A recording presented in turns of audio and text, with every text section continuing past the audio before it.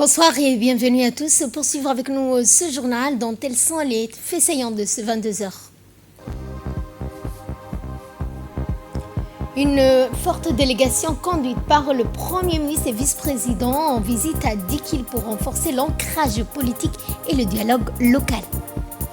Également dans l'actualité, pose de la première pierre de construction de 80 logements pour les familles les plus démunies à Damerjoug.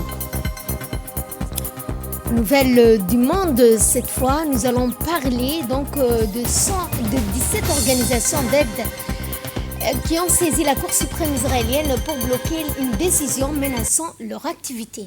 C'était les titres place au développement et nous allons à Dikil pour l'inauguration du réseau routier urbain réhabilité. En effet, présidé par le Premier ministre Abdelkader Kamel Mohamed, en présence de M.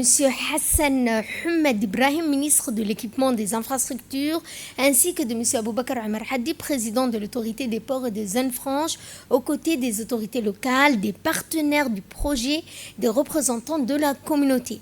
Réalisé par Djibouti Port and Friedzon Corridor Roads et financé par Great Horn Investment Holding, ce projet concrétise l'engagement pris par le gouvernement en 2024 et s'inscrit pleinement dans le cadre de la vision 2035 menée en août et décembre 2024. Les travaux portent sur 2,5 km de voiries urbaines entièrement reconstruites, contribuant à l'amélioration durable en matière de mobilité, de sécurité routière et d'accès aux services essentiels pour les habitants de Dikil.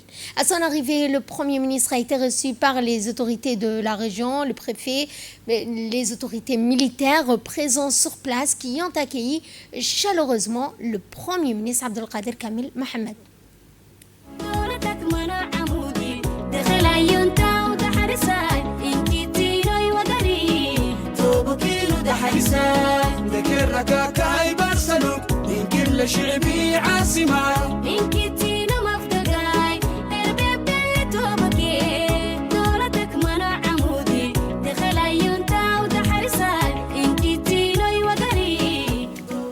Présents sur place, les membres du gouvernement étaient présents également, ainsi que des députés qui ont donc fait le déplacement dans la région de Dikil pour l'inauguration du réseau routier urbain réhabilité, une infrastructure structurant au service de développement régional.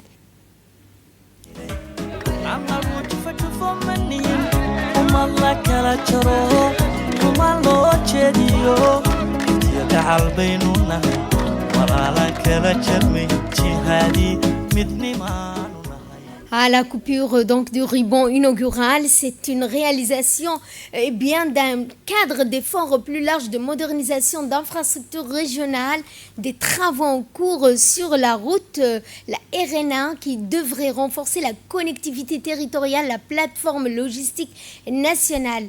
Ainsi, la transformation d'escaliers publics situés à l'arrière de l'hôtel de la Palmeraie en voie d'accès figure parmi les aménagements prévus visant à améliorer davantage l'environnement urbain et la mobilité locale. Et ouvrant donc la série des interventions, le président de l'autorité des ports et des zones franches, M. Aboubakar Omar Hadi, a qualifié l'événement de journée historique pour la région de Dikil. Il a souligné que ce projet vise à renforcer le développement des régions, à améliorer les conditions de vie des populations. Il a rappelé que les corridors portières djiboutiens constituent un levier essentiel de croissance économique, d'intégration territoriale, profitant à l'ensemble du pays. Il a également annoncé que les travaux de construction du pont de la ville de l'Unité débuteront prochainement, marquant ainsi une nouvelle étape dans la modernisation d'infrastructures et le développement urbain de la région. Et place cette fois à la pose de la première pierre du futur siège régional du Rassemblement populaire pour le progrès, un symbole d'ancrage durable. Autre temps fort, au-delà de sa dimension architecturale, ce projet revêt une portée politique et sociale significative. Il ambitionne de doter la région d'un espace structuré dédié au dialogue, à la concertation, à l'organisation d'activités du parti. Pensé comme un cadre de rencontre, d'échange, le futur siège offrira aux militants, aux responsables locaux, aux citoyens un lieu propice au débat, aux formations, aux initiatives communautaires. Il contribuera également à dynamiser la vie politique locale, à renforcer l'ancrage institutionnel du parti dans la région. À travers cette initiative, le RPP entend consolider sa présence territoriale tout en soutenant le dynamisme de développement local, notamment en matière d'emploi, d'action sociale, participant ainsi à l'essor de Dikil et à son rayonnement futur.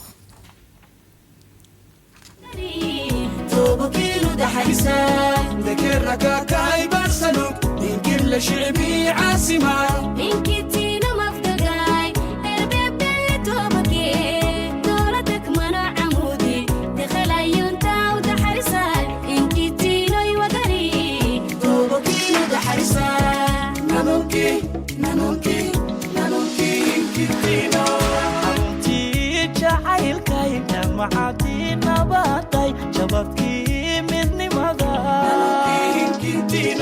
المالي إفكاي دخيلي جوي معاني دخيلي عنا وجفة منين وما الله كلا جرو وما الله جديو حتى قعل بيننا ولا لا كلا جرمي جهادي مدني ما نهاي جنبي إفكاي دخيلي جوي معاني دخيلي عنا وجفة منين وما الله كلا جرو وما الله جديو حتى قعل بيننا ولا لا كلا جرمي. Le Premier ministre Abdelkader Kamel Mohamed a ouvert la série de discours en rappelant l'engagement du gouvernement et du parti envers le développement inclusif et la participation active des citoyens à la vie régionale. Il a souligné l'importance d'écouter les préoccupations locales, de construire des solutions adaptées aux réalités du terrain. Je le cite, je vous remercie de nous avoir accueillis chaleureusement, a-t-il indiqué. Nous sommes dans un mois béni, celui du Ramadan, qui est un mois de piété. Je souhaite donc un bon Ramadan à tous. Eh bien, le Premier ministre a également parlé des doléances à venir qui seront bien entendues. Vous avez sollicité la réhabilitation de la route. C'est déjà chose faite, même si les travaux n'ont pas complètement abouti. Maintenant, aussi, nous parlons donc de la question du chômage, du recrutement également. Nous allons appuyer votre doléance auprès du gouvernement. Nous sommes venus ici, pas en tant que membres du RPP, tout le monde est là, en tant que membre du PNU, du EUMP, du FRUD et du PSB. Nous implorons le Tout-Puissant de nous faciliter les tâches. Nous sommes venus en masse pour la pose de la pierre de l'annexe du RPP. Et l'année prochaine, Inch'Allah, nous allons revenir dans notre annexe dont la construction sera achevée, si Dieu le veut, a-t-il donc martelé. Ensuite, il y a eu la rencontre avec la société civile au Conseil régional de Dikil. La délégation du Rassemblement populaire pour le progrès a tenu une rencontre exclusivement consacrée aux représentants de la société civile. Cette séance de travail a permis d'instaurer un échange direct, constructif avec les associations, les acteurs communautaires, les représentants des différents secteurs locaux. Les discours ont porté également sur les préoccupations prioritaires de la région, mais aussi les pistes de solutions proposées par les forces vives de Dikil. À travers cette initiative, le RPP a mis en avant une démarche fondée sur l'écoute active, la concertation réaffirmant l'engagement, mais aussi l'importance d'associer la société à la réflexion au suivi d'actions de développement au niveau régional. Prenons la parole à cette occasion, le préfet de la région a indiqué nous partageons les préoccupations et attentes des habitants tout en soulignant la volonté des autorités locales de collaborer étroitement avec le gouvernement et le RPP pour favoriser le développement régional. Ces échanges ont permis un dialogue constructif, a-t-il indiqué, entre les représentants de la société civile, les décideurs politiques illustrant de la démarche du RPP fondée sur l'écoute, la concertation. Il a également rappelé que des solutions adaptées aux besoins de la population seront donc prises. Autre intervention donc qu'il a rappelé au Dikilois à cette occasion, eh bien le ministre Monsieur Mohamed Abdelkader Moussa Helem a rappelé donc nous avons pris la parole pour présenter les projets d'infrastructure en cours. Nous sommes ici donc pour parler d'infrastructure, mais aussi écouter les doléances des populations. Abordant la question de la lutte contre le chômage, il a affirmé que le gouvernement consentit d'importants efforts pour créer des opportunités d'emploi, notamment à travers des projets d'infrastructure, de programmes de développement régional. Prenons la parole à son tour. Eh bien, le ministre a rappelé également, donc nous sommes là en ce mois béni du Ramadan. Chers habitants d'Ikilois, vous avez de nombreux représentants de le gouvernement, à l'instar de M. Mohamed Abdelkader, ministre de l'Environnement, M. Hassan Hamed Ibrahim, du transport, de l'administration publique, M. Aboubakar Omar Hadi, du président de l'autorité des ports et des zones franches, ainsi donc qui a financé ce projet. Il faut leur soumettre vos doléances. Premièrement, nous allons le traiter avec vous. Nous sommes toujours disponibles à vos côtés pour vous servir de la meilleure des façons. Nous sommes venus aujourd'hui pour entendre vos doléances et vos requêtes. Nous savons que beaucoup reste à faire. Nous sommes venus avant la campagne électorale. Il reste donc 2 mois de campagne électorale. Nous avons confiance en la région de l'unité. Nous appelons également à répondre à votre requête, Inch'Allah, si Dieu le veut. Place cette fois à l'inauguration d'une mosquée dans le cadre de sa visite à Dikil. Le Premier ministre Abdelkader Kamel Mohamed a également procédé à l'inauguration de la mosquée Nafissa, nouvel édifice religieux destiné à renforcer l'offre de lieux de culte et de recueillement pour les fidèles de la ville. La cérémonie qui s'est déroulée en présence des autorités locales, des représentants religieux ainsi que des personnalités politiques régionales a marqué un moment fort de rassemblement communautaire. Le nouveau lieu de prière répond à une demande croissante de la population et s'inscrit dans les efforts contenus de développement social et spirituel au niveau local. Lors d'une allocution à cette inauguration de la mosquée d'Nafissa, le Premier ministre a souligné l'importance de tels projets pour la cohésion sociale, le renforcement de l'identité culturelle, tout en appelant au respect de l'entretien de cet édifice au service de la communauté avant d'effectuer une prière. Et c'était également dans les titres, la ministre de la Ville, de l'Urbanisme et de l'Habitat, Madame Amina Abdi, a présidé dans la matinée de jeudi la cérémonie officielle de pose de la première pierre du projet Village Al-Qatar dans la localité de Merjoug. Cette cérémonie marque une étape décisive dans la concrétisation du mémorandum d'entente signé en octobre 2025 entre le ministère de la Ville, l'ONG internationale Qatar Charité, représentée par sa directrice à Djibouti, Mme Ghida Izzeddine. Le projet Village Al-Qatar s'inscrit dans le cadre de la politique nationale de logement social visant à offrir aux ménages à faible revenu un cadre de vie digne, sécurisé et adapté.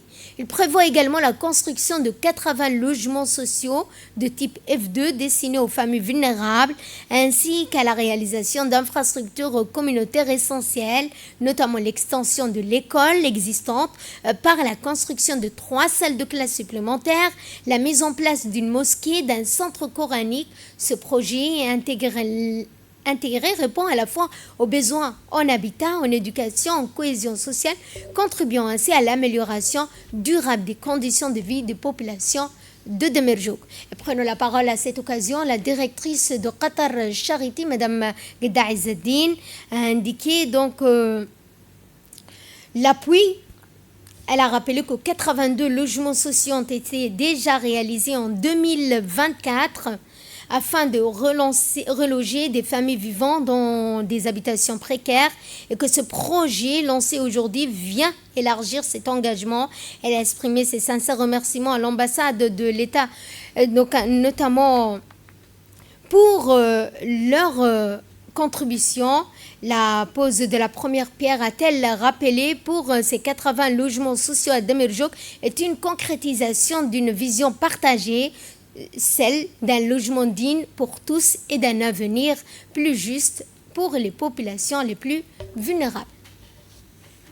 Quant au préfet de la région, il a indiqué que la pose de la première pierre du projet de 80 logements sociaux dans la localité de Damirjouk, au cœur de la région d'Arta, témoigne à la fois d'une solidité des liens d'amitié et de coopération entre Djibouti et l'État du Qatar.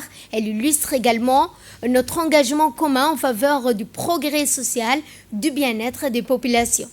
Ce projet, 80 logements, représente bien plus qu'un ensemble d'habitations. Il symbolise l'espoir, la dignité, la stabilité pour des dizaines de familles qui pourront accéder à un cadre de vie décent, sécurisé et adapté à leurs besoins. Il a tenu également à exprimer, au nom des autorités régionales et de l'ensemble de la population d'Arta, leur gratitude envers Qatar Charity pour son engagement constant aux côtés du pays.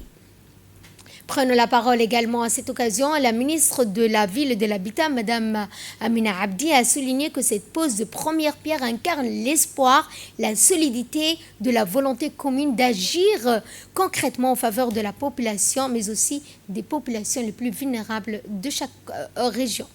Les travaux de construction qui vont démarrer aujourd'hui concrétisent les dispositions du mémorandum d'entente signé entre notre département et l'ONG Qatar Charity en octobre 2025. Après une phase importante de concertation et de préparation des dossiers techniques, nous franchissons aujourd'hui une étape décisive, celle du passage à l'action avec le lancement officiel du projet du village Ahl al-Qadar. Ce projet prévoit en effet la construction d'un lot de 80 logements sociaux ainsi que la réalisation d'infrastructures communautaires essentielles, notamment 3 salles de classe supplémentaires au sein de l'école existante, une mosquée et une école coranique. Il s'agit d'un projet intégré qui répond à la fois aux besoins en habitat, en éducation et en cohésion sociale. Comme vous le savez, la politique du gouvernement en matière de logement social vise à offrir aux ménages à faible revenu un cadre de vie digne, sécurisé et adapté. Cette cérémonie marque un grand pas de plus vers la concrétisation de cet objectif qui consiste à fournir des logements décents aux familles installées sur ce site dénommé Cheikh Farah. Dans cette dynamique, permettez-moi de vous rappeler que 82 logements ont déjà été construits en 2024 afin de reloger les familles vivant dans des habitations précaires. Le projet que nous lançons aujourd'hui vient renforcer cet engagement du gouvernement de fournir un logement décent à tous les habitants de la localité de Cheikh Farah. Nous exprimons nos sincères remerciements à l'ONG Qatar Charity et à sa directrice pour son engagement et ses actions dans notre pays. Nous remercions également à toutes les équipes qui ont œuvré à la préparation et à la mise en œuvre de ce projet. Le stade de Gouleda a abrité une cérémonie de remise de ballons et de trophées et c'est en présence du secrétaire d'État chargé des sports aux différentes associations sportives organisatrices des traditionnels tournois du Ramadan, une initiative du secrétariat d'État chargé des sports en partenariat avec la CAC Bank visant à encourager et à accompagner le dynamisme du mouvement associatif durant ce mois béni.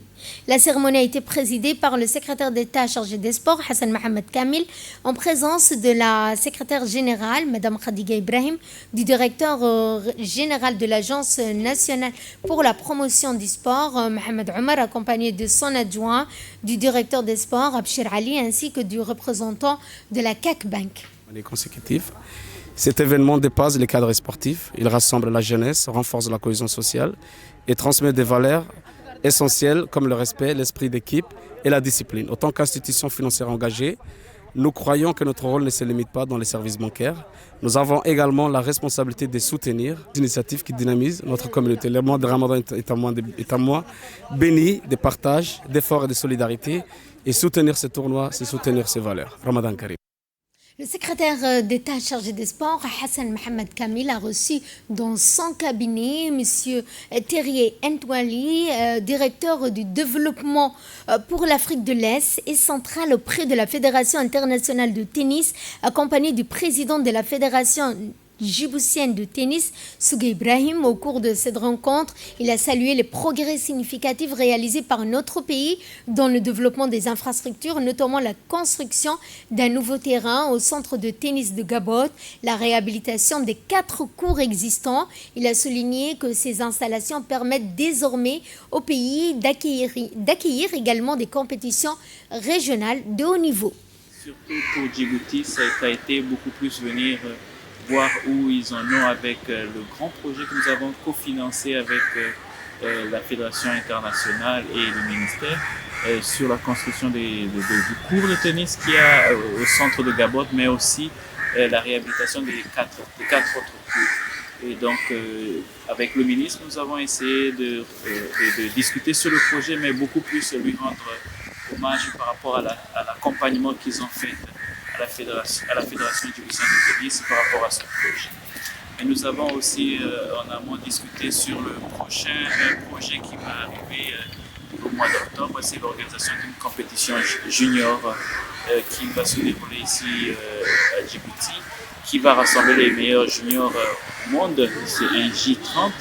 Et donc maintenant que nous avons des infrastructures qui sont fin prêtes, nous allons donc passer à un autre niveau de projet qui serait que Djibouti abrite une compétition internationale.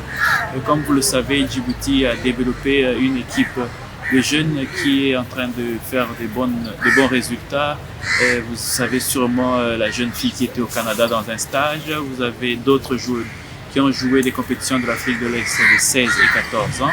Donc aujourd'hui, cette compétition serait quand même une plateforme pour que la communauté ou la fraternité du tennis puisse voir les mêmes jeunes jouer à domicile. Donc voilà à peu près l'objet de ma visite à Djibouti.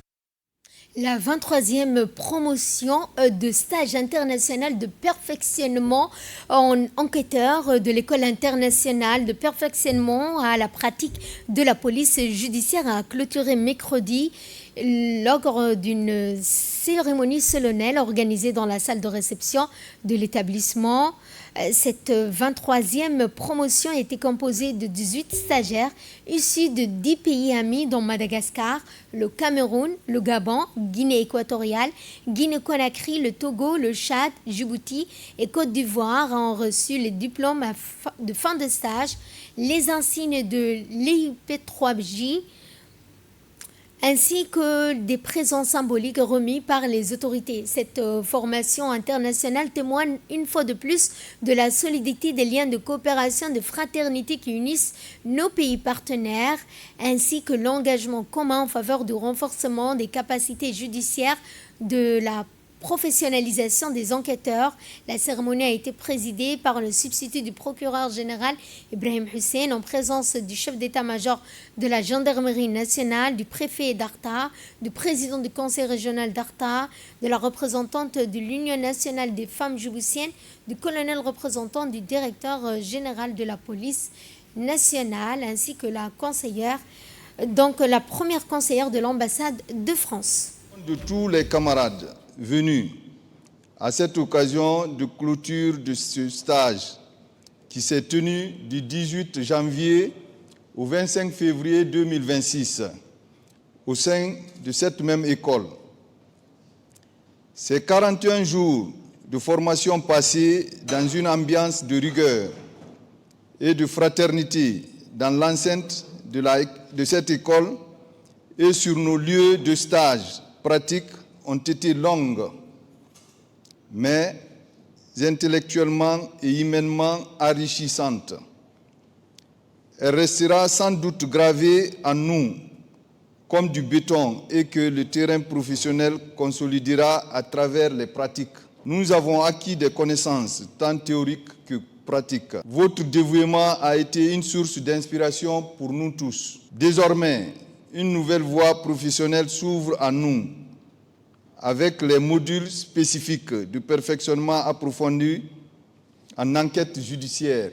Nous affichons notre fierté d'appartenir à la grande famille des officiers et sous-officiers de ce temple du savoir pour avoir revisité avec fermeté et méthode les principes fondamentaux de la procédure pénale, les techniques d'audition, la gestion de la scène d'infraction et la rédaction d'actes judiciaires, pour ne citer que ceux-là. Nous sommes fiers de vous dire haut que cette diversité de nationalités n'a point été un frein, mais plutôt une opportunité qui nous a offert une richesse, nous a galvanisés à fédérer les efforts et à échanger les expériences pour mieux réussir le défi sécuritaire dont fait face notre continent. Nous exprimons notre profonde gratitude à Monsieur le colonel, chef d'état-major de la gendarmerie nationale du Djibouti, pour la constance de son engagement au profit du renforcement des capacités professionnelles des forces africaines de sécurité, sans en occulter l'accueil et les sorties visites que nous avons bénéficiées sous son contrôle. Suivant cette fois l'intervention du colonel Hussein Mohamed Rayad, directeur de l'EI3PJ.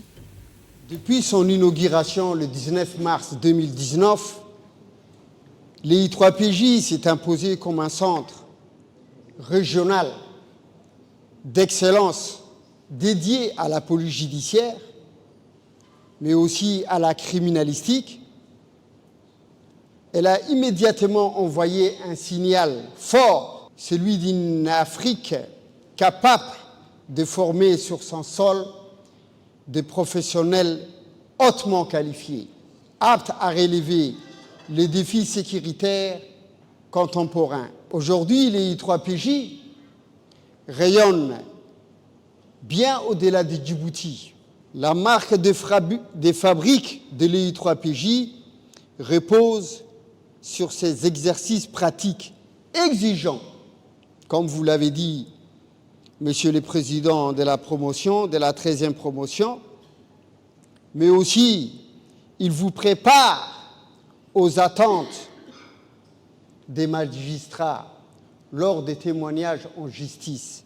Le continent africain, comme le reste du monde, traverse une période géopolitique complexe, criminalité organisée transnationale, terrorisme, traite des êtres humains, cybercriminalité, cyberescroquerie, les menaces évoluent et se sophistiquent.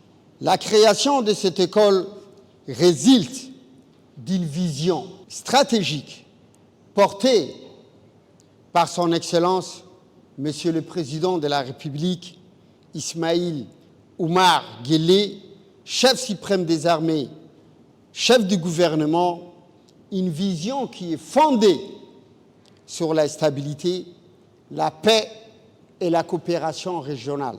À remercier et à saluer l'engagement constant de Madame la Première Dame, présidente de l'Union nationale des femmes djiboutiennes, pour la mise à disposition d'une experte pour intervenir et éclairer sur les cas de l'agression et la violence sur les genres. Mes remerciements vont à l'endroit de Madame Lamis Mohamed Saïd, procureur général de la République et patronne de la police judiciaire, représentée ici par Monsieur le procureur, dont l'appui institutionnel et l'implication des magistrats renforcent la qualité juridique de notre projet de formation à l'EI3PJ.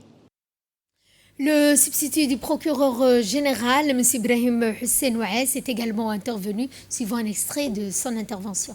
Monsieur le chef d'état-major de la gendarmerie nationale, Monsieur le préfet d'Arta, Monsieur le Président du Conseil régional, Madame la Première conseillère de l'ambassade de France, Monsieur le Directeur général de la police nationale, Monsieur le colonel chargé de la sécurité auprès de l'ambassade de France, Madame la représentante de l'UNFD, Monsieur le colonel représentant le commandement de garde-côte, j'ai l'immense plaisir d'assister aujourd'hui avec vous à la cérémonie de clôture de stage de perfectionnement enquêteur composée de 18 stagiaires issus de 9 pays amis, dans la République de Djibouti, pays hôte. Je voudrais d'abord souligner au passage que l'École internationale de perfectionnement à la police judiciaire n'est plus à présenter. Elle est reconnue dans l'Hexagone comme l'école de référence et de temple de la police judiciaire. Bien entendu, chers séminaristes, vous avez fait pendant 6 semaines.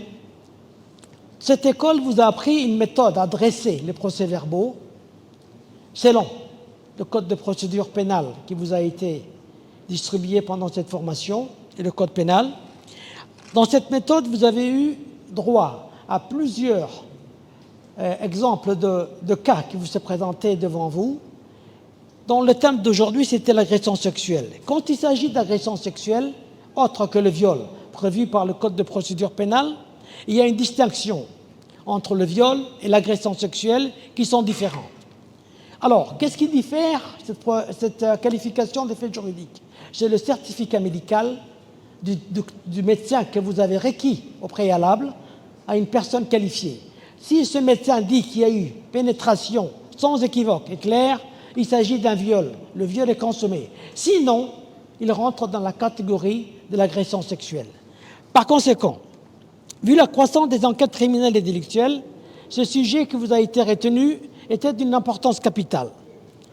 Il faudrait bien distinguer aussi que vous avez appris aussi à dresser à la fin un procès-verbal qui, pour nous, en tant que parquetiers, est très important pour lire la clarté et la précision des faits et des qualifications qui sont requises.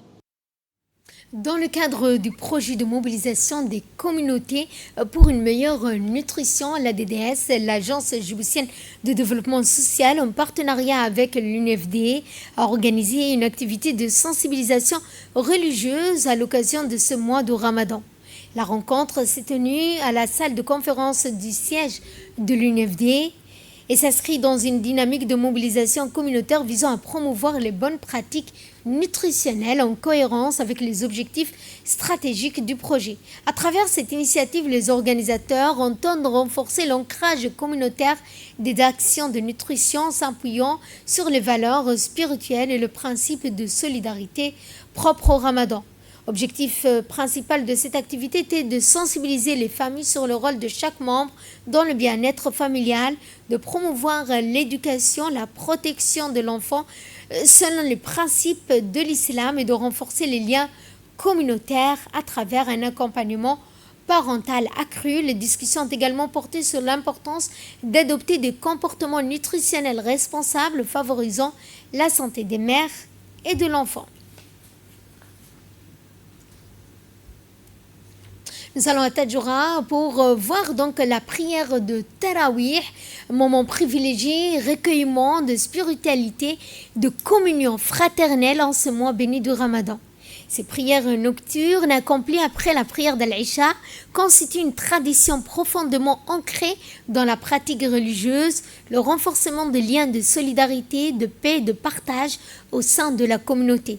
Les autorités locales, les responsables religieux, l'ensemble des habitants de Tadjoura ainsi que les visiteurs participent à ces veillées spirituelles dans le respect des valeurs de tolérance, de respect, de fraternité.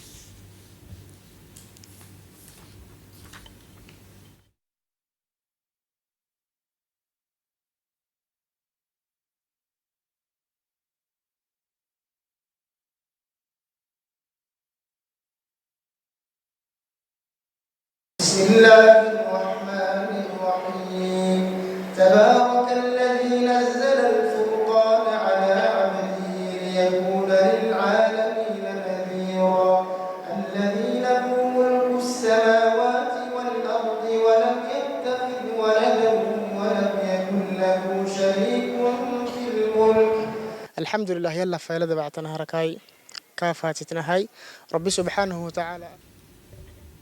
Je vous l'annonçais en début de journal, 17 organisations internationales d'aide ont saisi la Cour suprême israélienne pour bloquer une décision menaçant leur opération à Gaza et dans les territoires occupés. Selon ces organisations, les autorités israéliennes prévoient d'interdire les opérations de 37 ONG si celles-ci ne soumettent pas d'ici le 1er mars des informations personnelles détaillées concernant leurs employés palestiniens. Parmi les agences concernées figurent Médecins sans frontières, Oxfam, qui alerte sur ces risques qui menacent l'effondrement notamment de ces mesures. Et c'est ainsi que prend fin ce journal. Merci à vous de nous avoir suivis. Excellente soirée à toutes et à tous.